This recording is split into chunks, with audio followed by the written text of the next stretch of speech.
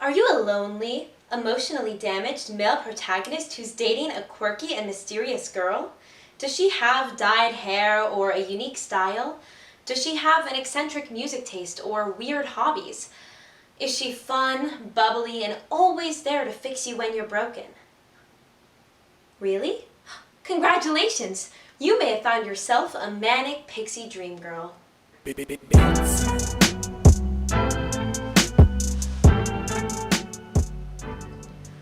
Now, broken male protagonist, I have some news for you. Your MPDG is not your own personal therapist, and her problems are not simply just another hot part of her personality. Now, I know you might think she's just a quirky and flighty woman written solely to fix and fuck you, but that's only because the man who wrote your character utilized a trope coined by critic Nathan Rabin. As Rabin notoriously stated, the manic pixie dream girl exists solely in the fevered imaginations of sensitive writer-directors to teach broodingly soulful young men to embrace life and its infinite mysteries and adventures. The manic pixie dream girl trope was defined by Rabin in an attempt to call out media makers who utilize these types of characters for the sole purpose of furthering the male protagonist story. The issue with the manic pixie dream girl trope is not the girls themselves, but rather it is the writers who choose to use these types of girls as plot devices to stroke the male ego.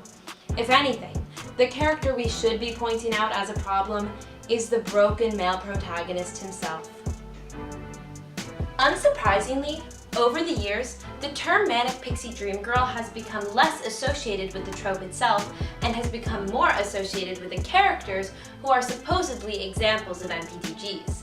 Nowadays, most people tend to associate the term manic pixie dream girl with the girl herself, idealizing her almost as much as the broken male protagonist does. This shift in understanding in regards to what the trope actually is about is a direct result of the misuse of the term manic pixie dream girl. Rather than analyze films that utilize the trope, people have taken to pointing out individual female characters who fit the stereotypical characteristics of a manic pixie dream girl. But they do this without taking into consideration whether or not these female characters are three-dimensional or serve a purpose other than serving a man.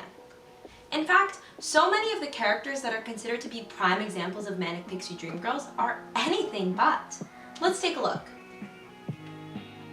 Let's start by looking at Ramona Flowers from the film Scott Pilgrim vs. the World. She is a character who has become synonymous with the idealization of the MPDG.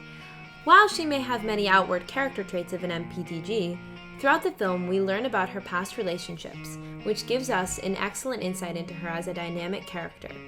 While I could argue that her relationship with the male protagonist Scott fits into the MPDG trope, that isn't the purpose of this example. The reason I bring up Ramona is that her character is hated due to the fact that she has been labeled as an MPDG, and people have begun to believe that the MPDG as a girl, not a trope, is the problem, which directly defeats the reason as to why the trope was addressed in the first place. Another example of a wrongly labeled character is that of Jessica Day from the television show New Girl. This character is often thought of to be a manic pixie dream girl because she was written with all of the stereotypical character traits that an MPDG is described to have.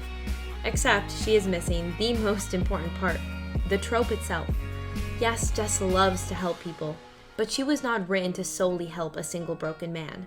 Her character is full of depth and is a great example of what a story centered around a character who shares traits with the manic pixie dream girl would look like if the broken male protagonist failed to exist.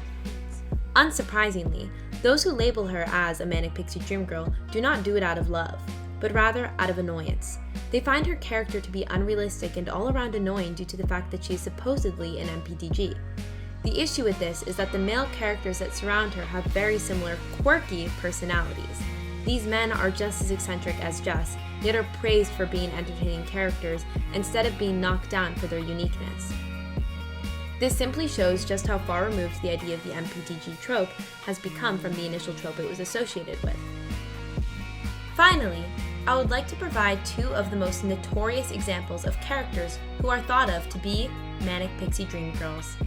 Clementine from Eternal Sunshine of the Spotless Mind and Summer from 500 Days of Summer. Both of these characters have helped to define what people view as a Manic Pixie Dream Girl today, and both of them certainly appear to be MPDGs. But neither of these movies fit the trope in a traditional way.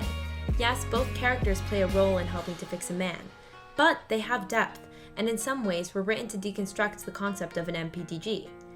Both women are representative of the effect the male perspective can have on women, and both movies as a whole present the relationships between the male and the female leads as being genuinely unhealthy. Due to the idealization of Manic Pixie Dream Girls, these characters have been woefully misinterpreted to be just that.